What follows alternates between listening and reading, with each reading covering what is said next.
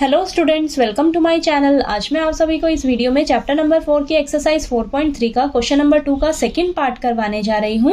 तो question number 2 में हमें बोला है find the values of K for each of the following quadratic equation so that they have two equal real roots. तो हमें ये जो क्वाड्रेटिक इक्वेशन दी हुई है यहाँ से हमें के की वैल्यू फाइंड आउट करनी है, ठीक है। और क्वेश्चन में हमें दिया हुआ है कि इस क्वाड्रेटिक इक्वेशन के 2 इक्वल रियल रूट्स हैं, ठीक है। तो रियल रूट्स इक्वल कब निकलते हैं? जब हमारा डिस्क्रिमिनेंट का वैल्यू 0 के इक्वल होता है, ठीक है। तो यही फॉर्मूला हम यहाँ अप्लाई करके के की वैल्यू निकालेंगे, ठीक है। तो सबसे पहले हमें जो क्वाड्रेटिक इक्वेशन दी हुई है इसको हम थोड़ा सा सॉल्व करके प्रॉपर ax² + bx + c = 0 की फॉर्म में लेकर आते हैं, ठीक है। तो यहाँ पर इसको सॉल्व करिए। तो यहाँ kx को पहले आप x से मल्टीप्लाई करिए तो ये हो जाएगा kx²।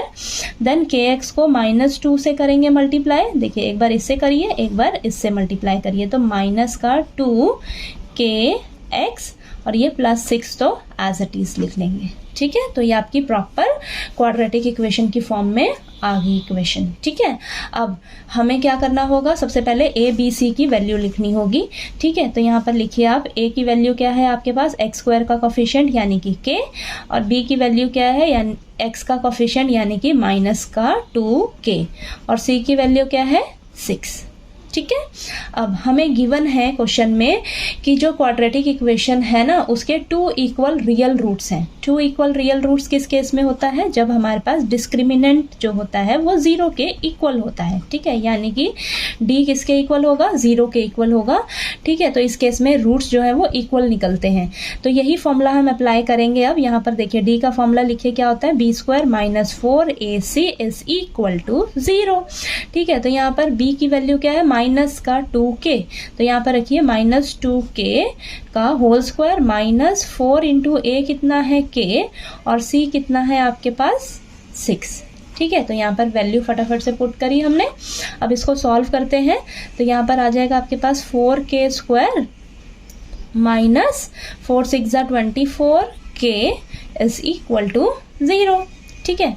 अब यहाँ पर आप देखिए कॉमन क्या ले सकते हो? आपके पास 4 भी कॉमन आ रहा है और k भी कॉमन आ रहा है, ठीक है। दोनों के पास है। तो यहाँ पर क्या बचेगा? k बचेगा यहाँ से, और यहाँ बचेगा आपके पास -6 = 0। अब यहाँ पर एक बार 4k को एक बार 0 के इक्वल रख लीजिए, और यहाँ पर k - 6 जो है वो 0 के इक्वल आ जाएगा, ठीक है। तो यहाँ से आपके पास k की वैल्यू क्या आएगी? यहाँ से तो 0 आएगी, और यहाँ पर k की वैल्यू क्या आएगी? 6 आ जाएगी, ठीक है, ठीक। तो यहाँ पर जो हमारी k की वैल्यू 0 आई है ना, ये आपकी क्या हो जाएगी? रिजेक्ट हो जाएगी, ठीक है। क्यों रिजेक्ट हो जाएगी? क्योंकि अगर आप देखिए k की वैल्यू अगर आप यहाँ पर 0 रखते हो ना तो आपके पास ये क्वाड्रेटिक इक्वेशन की फॉर्म में बचेगा ही नहीं इक्वेशन, ठीक है।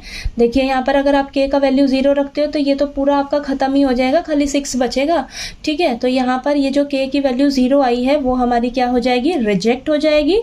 तो हमारी जो k की वैल्यू क्या होगी फिर? k = 6। तो ये वाली हमारी जो वैल्यू होगी यही क्या होगी? k की वैल्यू, ठीक है। तो k = क्या आया है आपके पास? 6, ठीक है। ये 0 वाला हम क्या करेंगे? रिजेक्ट कर देंगे, ठीक है। तो आपको ये क्वेश्चन नंबर 2 का सेकंड पार्ट अच्छे से क्लियर हो गया होगा। कहीं कोई डाउट आए क्वेश्चन में तो प्लीज़ आप पूछिएगा मेरे से, और वीडियो अच्छा लगे तो प्लीज़ लाइक कीजिए, शेयर कीजिए, और ज़्यादा से ज़्यादा सब्सक्राइब कीजिएगा मेरे चैनल को। Thank you so much.